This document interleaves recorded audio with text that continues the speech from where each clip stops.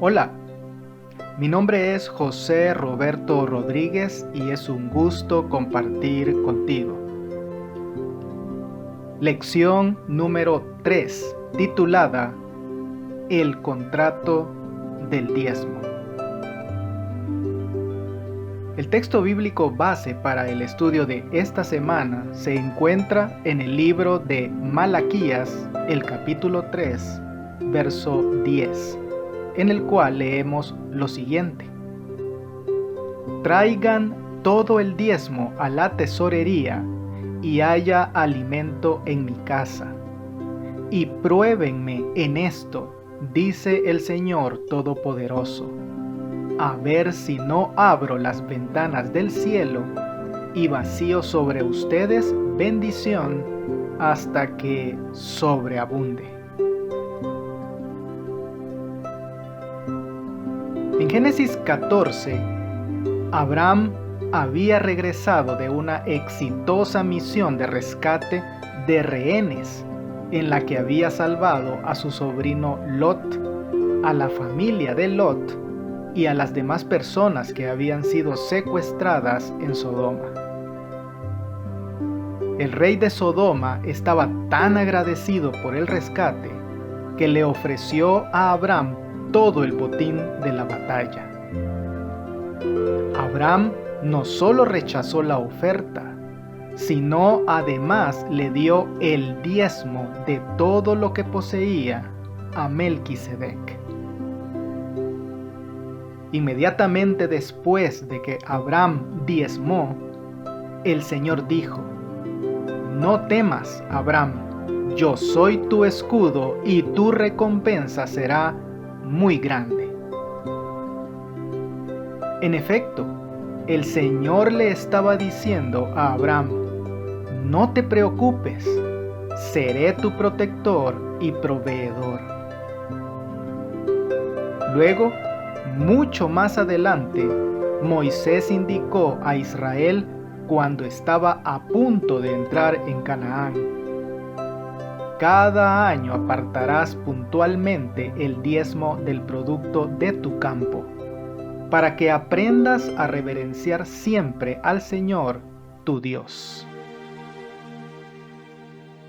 Elena de White escribió: Ya en los días de Adán se requería de los hombres que ofrecieran a Dios donativos de índole religiosa, es decir, antes de que el sistema fuera dado a Moisés en forma definida.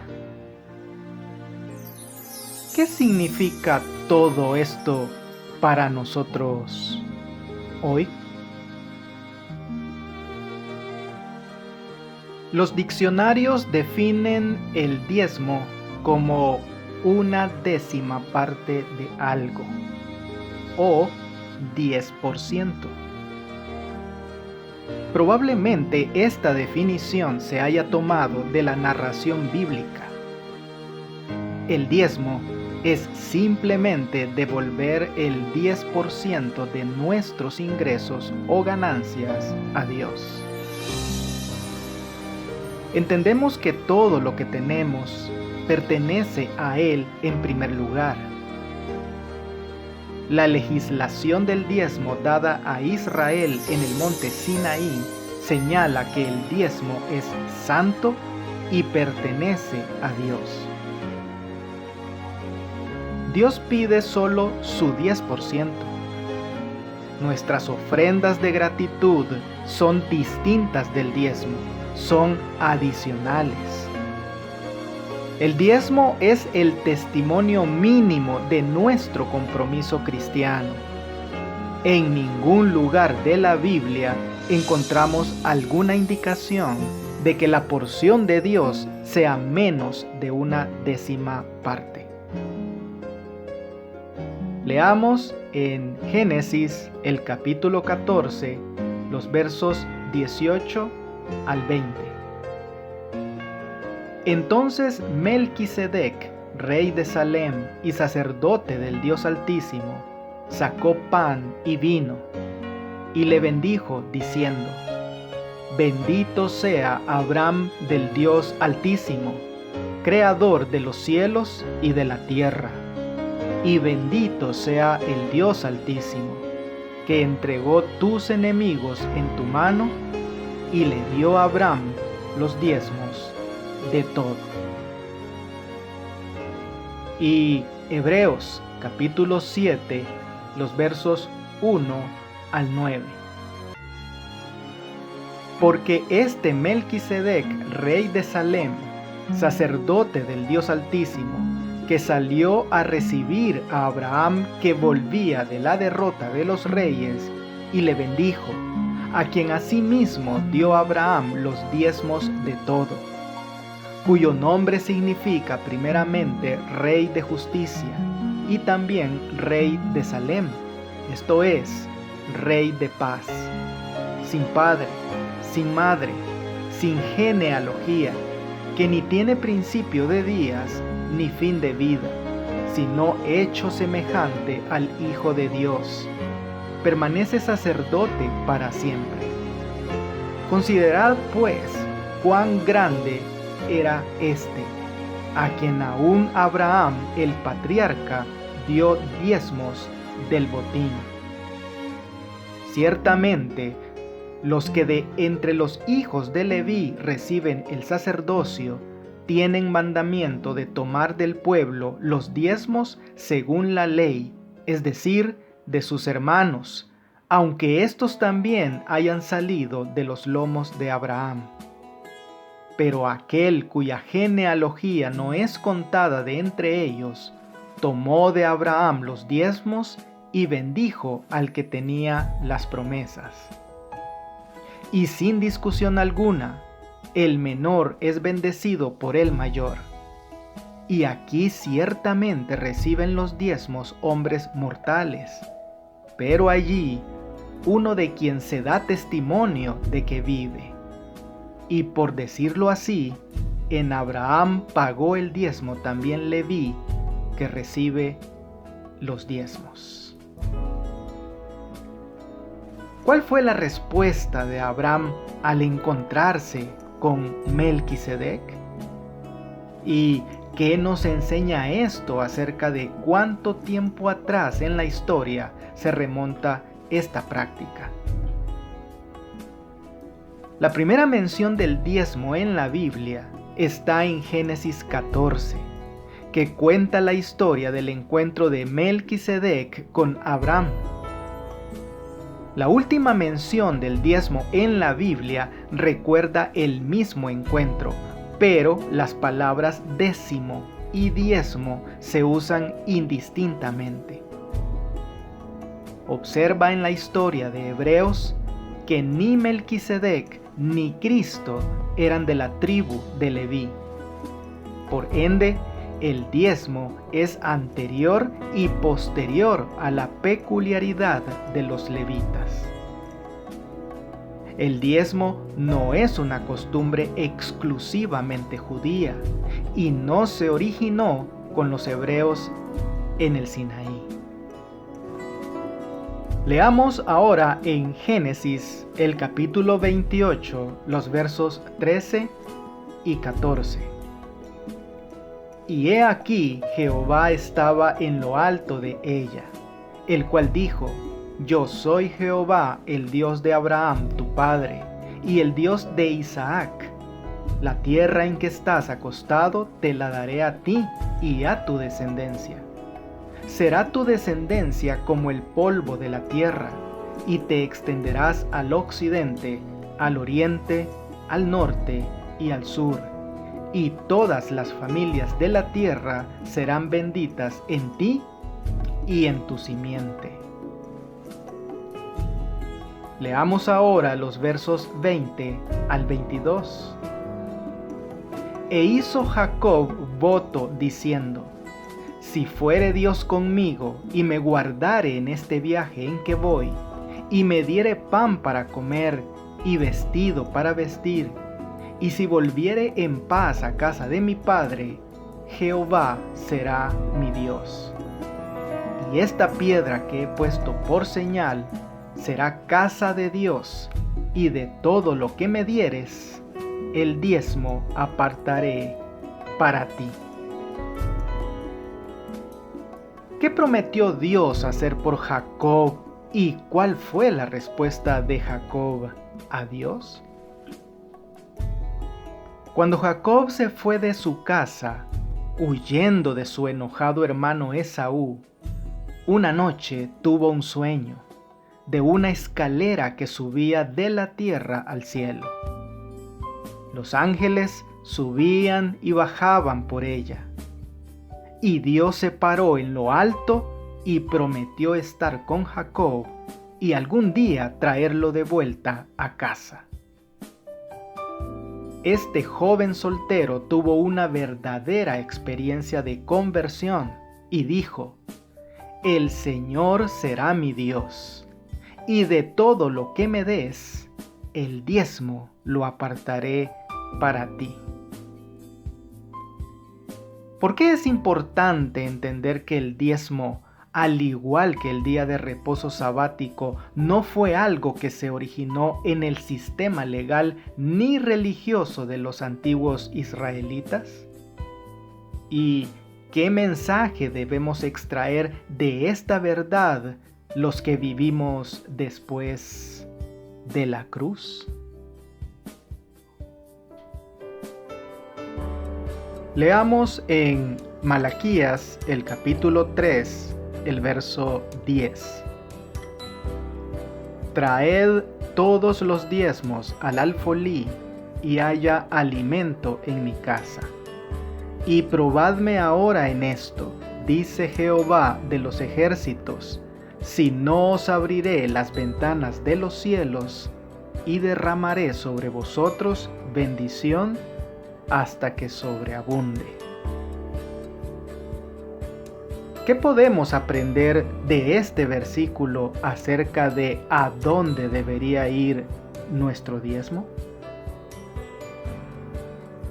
Aunque no se dan instrucciones específicas en el texto, es evidente que el pueblo de Dios sabía lo que Él quería decir con la palabra alfolí o tesorería.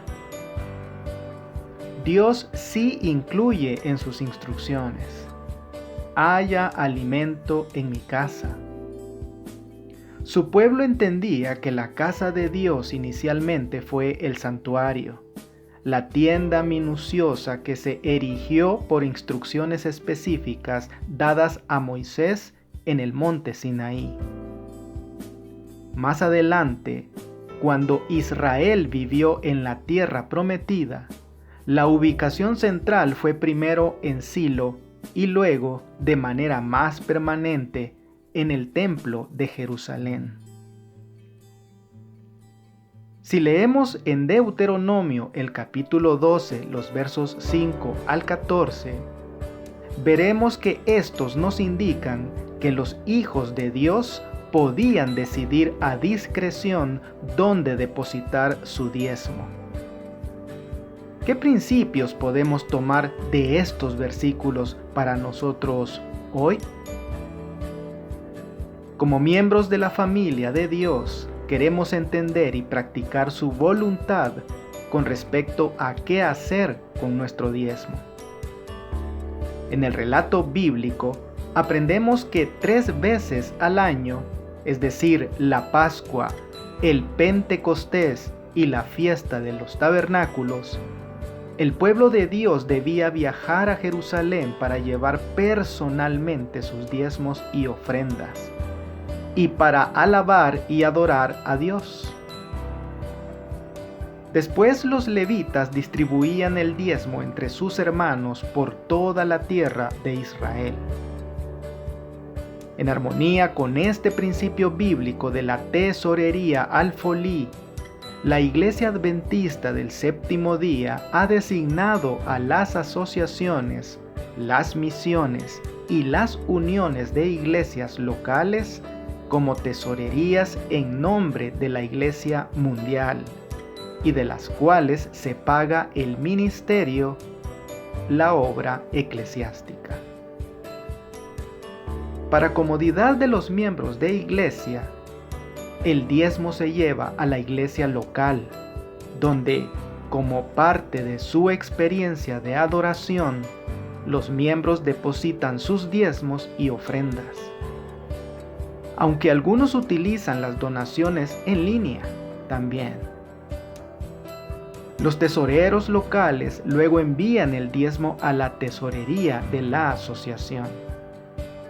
Este sistema de administración del diezmo, delineado y ordenado por Dios, ha permitido que la Iglesia Adventista del Séptimo Día tuviera un impacto global y creciente en el mundo. Imagínate si todos decidieran dar el diezmo a quien quisieran, en detrimento de la propia Iglesia Adventista. ¿Qué pasaría con nuestra iglesia? Y, por ende, ¿por qué esa práctica es una mala idea y es contraria a las Escrituras?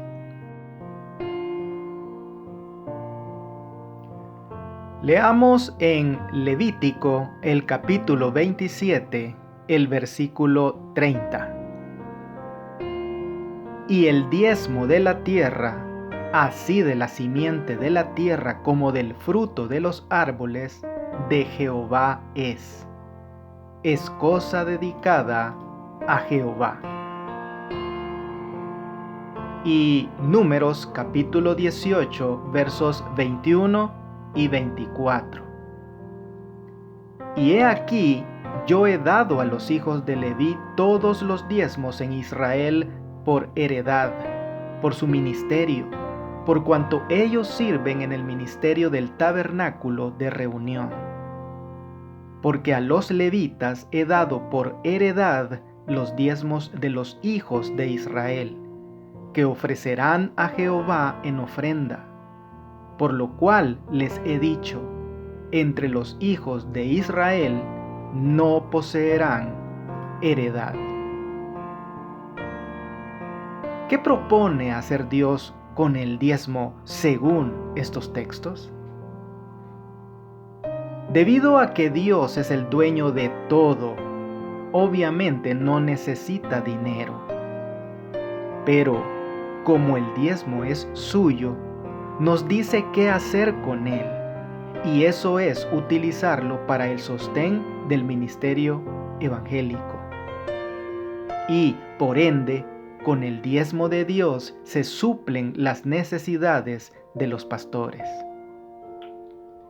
A la tribu de Leví, los pastores obreros evangélicos del Antiguo Testamento, no se le otorgaron grandes propiedades como al resto de las tribus. A Leví le dieron determinadas ciudades, incluyendo las ciudades de refugio, con suficiente tierra alrededor de ellas para huertos personales. Se mantenían con los diezmos de los demás, y ellos mismos también diezmaban sus ingresos. Leamos ahora en el libro de Hechos, el capítulo 20 y el verso 35. En todo os he enseñado que, trabajando así, se debe ayudar a los necesitados, y recordar las palabras del Señor Jesús que dijo, más bienaventurado es dar que recibir. ¿Cuál es el mensaje aquí? ¿Y cómo se relaciona esto con el tema del diezmo? El diezmo es importante porque nos ayuda a establecer una relación de confianza con Dios. Tomar una décima parte de tus ingresos y desprenderte de ella, aunque técnicamente pertenece a Dios a todos modos, realmente requiere un acto de fe, y solo ejerciendo fe, tu fe crecerá.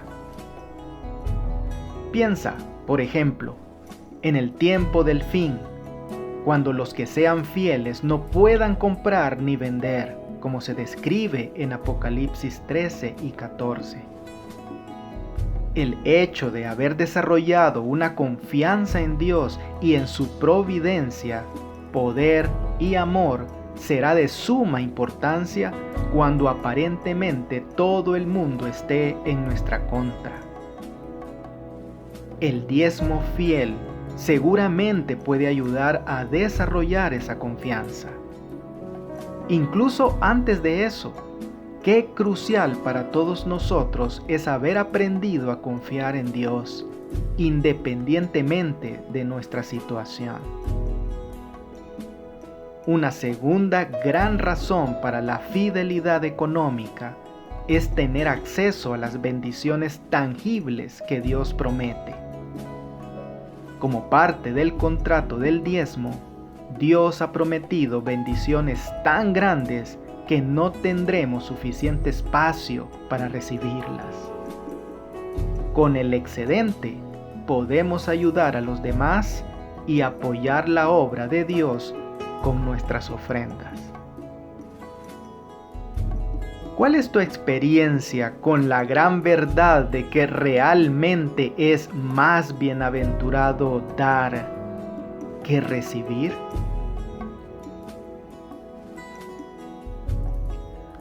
Calculamos nuestro diezmo sobre nuestro ingreso. Si nos pagan por hora, tenemos un salario, y pagamos sobre nuestro rendimiento o ganancia si somos autónomos y tenemos nuestro propio negocio. En muchos países, el gobierno deduce impuestos del salario del trabajador para cubrir el costo de los servicios prestados a la gente, como seguridad, caminos y puentes, beneficios por desempleo y otros. La cuestión de si diezmar sobre el ingreso bruto o neto implica básicamente si devolvemos el diezmo sobre nuestros ingresos antes o después de que se deduzcan esos impuestos. Quienes trabajan por cuenta propia pueden deducir legítimamente el costo de hacer negocios para determinar su ganancia real antes de que se deduzcan sus impuestos personales. Los estudios de los hábitos de dar de los miembros revelan que la mayoría de los adventistas del séptimo día diezman sobre el ingreso bruto, es decir, antes de deducir los impuestos.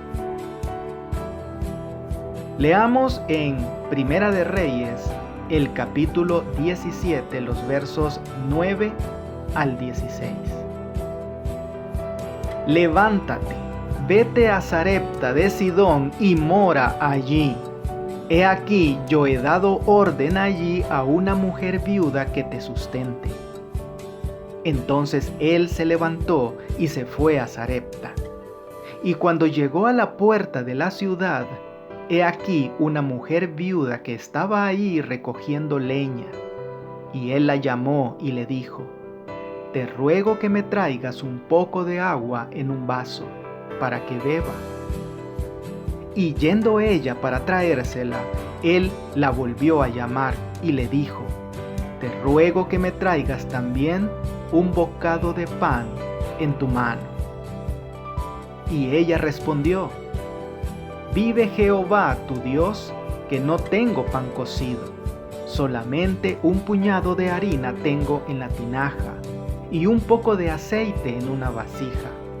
Y ahora recogía 2 leños para entrar y prepararlo para mí y para mi hijo, para que lo comamos y nos dejemos morir. Elías le dijo: no tengas temor, ve, haz como has dicho, pero hazme a mí primero de ello una pequeña torta cocida debajo de la ceniza, y tráemela, y después harás para ti y para tu hijo. Porque Jehová Dios de Israel ha dicho así: la harina de la tinaja no escaseará, ni el aceite de la vasija disminuirá, hasta el día en que Jehová haga llover sobre la faz de la tierra. Entonces ella fue e hizo como le dijo Elías, y comió él y ella y su casa muchos días. y la harina de la tinaja no escaseó, ni el aceite de la vasija menguó, conforme a la palabra que Jehová había dicho por Elías. ¿Cuál era la situación de la viuda antes de que Elías acudiera a ella? ¿Qué le pidió el profeta que hiciera primero antes de ocuparse de sí misma y de su hijo?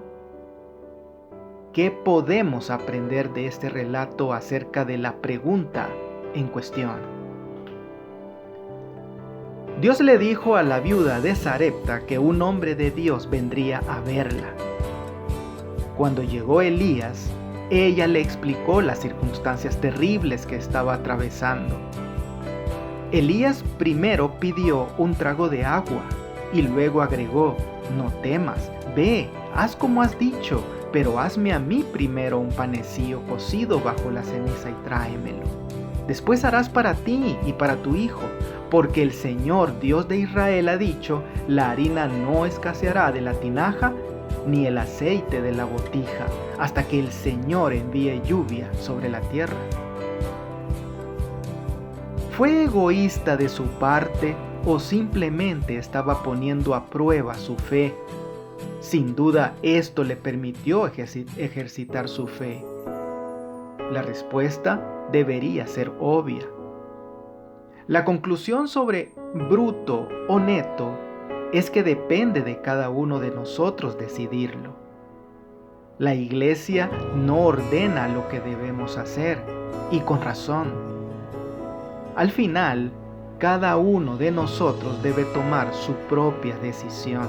Y hagamos lo que hagamos, no debemos juzgar a quienes lo hacen de manera diferente. Cada uno de nosotros individualmente tiene que responder ante Dios, y solo ante Dios, por sus decisiones. Cada uno ha de ser su propio asesor, y se le deja dar según se propone en su corazón. ¿Cómo le explicas a alguien que nunca devolvió el diezmo las bendiciones que provienen de esta práctica? ¿Y cuáles son esas bendiciones y cómo fortalece tu fe el devolver el diezmo? Leamos en Primera de Corintios el capítulo 4, los versos 1 y 2. Así pues, téngannos los hombres por servidores de Cristo y administradores de los misterios de Dios. Ahora bien, se requiere de los administradores que cada uno sea hallado fiel. Como hijos de Dios y administradores de sus bendiciones, ¿qué clase de personas se nos pide aquí que seamos? Por lo tanto, ¿qué significa ser fiel con nuestro diezmo? Esta semana hemos repasado varios de los elementos constitutivos del diezmo. Número 1, la cantidad, que es 1/10 o 10% de nuestro ingreso o ganancia. Número 2, llevarlo a la tesorería alfolí, el lugar desde donde se paga a los obreros evangélicos. Número 3, honrar a Dios con la primera parte de nuestros ingresos. Y número 4, usarlo para el propósito correcto, el sostén del ministerio. Es nuestra responsabilidad como miembros de iglesia preservar los primeros 3 elementos. Es responsabilidad de los encargados de la tesorería asegurarse de que los fondos del diezmo se utilicen correctamente. Y, además, a diferencia de nuestras ofrendas, el diezmo no es discrecional de nuestra parte.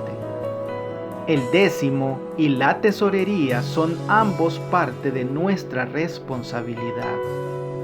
Nosotros no establecemos los parámetros, sino Dios.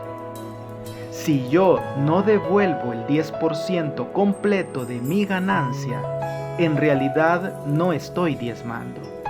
Y si no llevo ese 10% a la tesorería, en realidad tampoco estoy diezmando.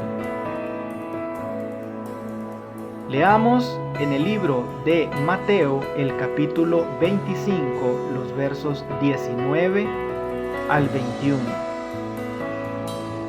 Después de mucho tiempo vino el señor de aquellos siervos y arregló cuentas con ellos.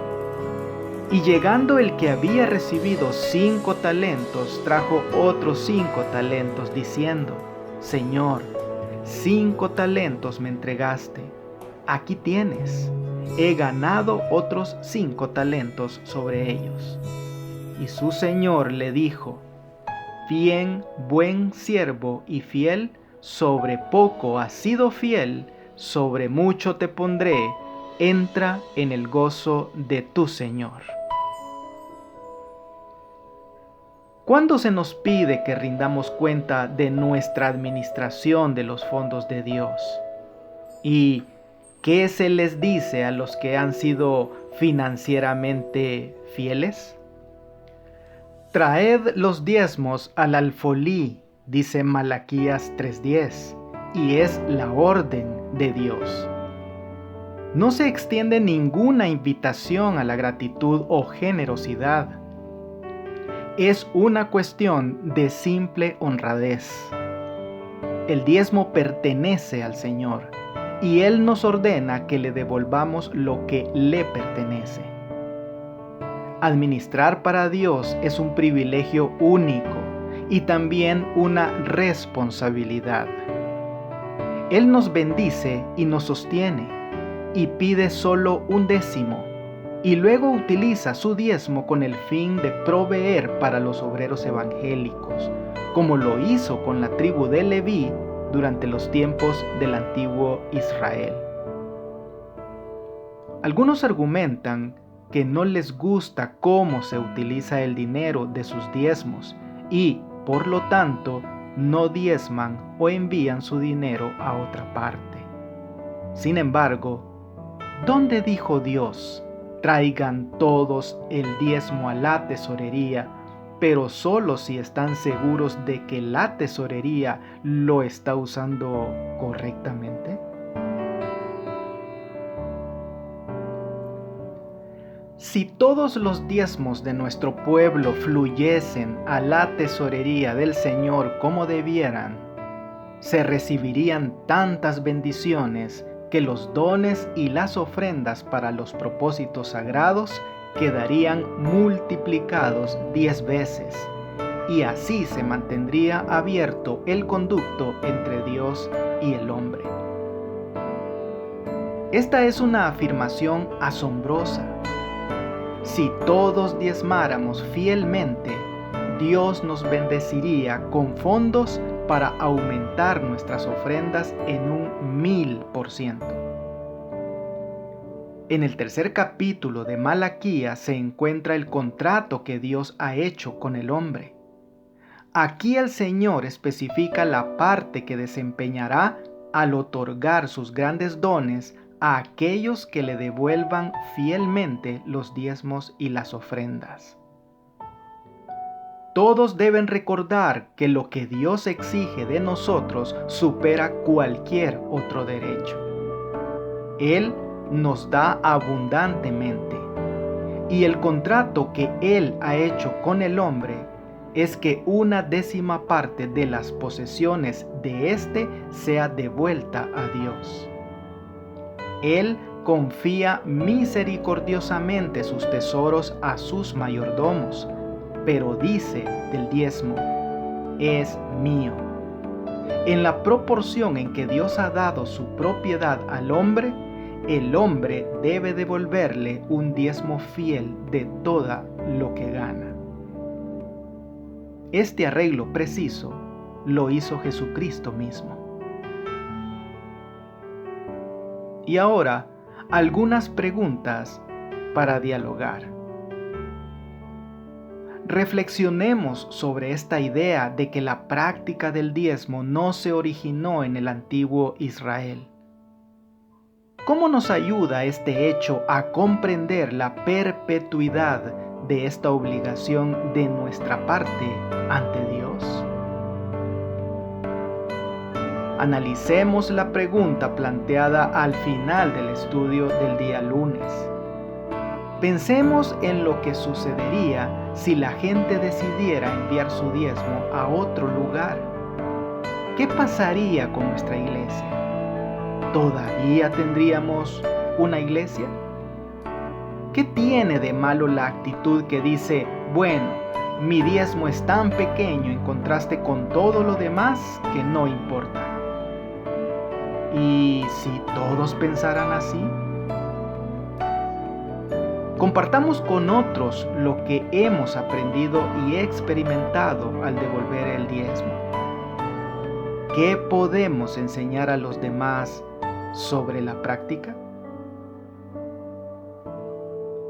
Amigo y amiga, la pluma inspirada nos termina recordando que, puesto que Dios es el dueño de todos nuestros bienes, ¿no habrá de impulsarnos la gratitud a Él a presentarle ofrendas voluntarias y de agradecimiento en prueba de que lo reconocemos dueño de nuestra alma, cuerpo, espíritu y propiedad?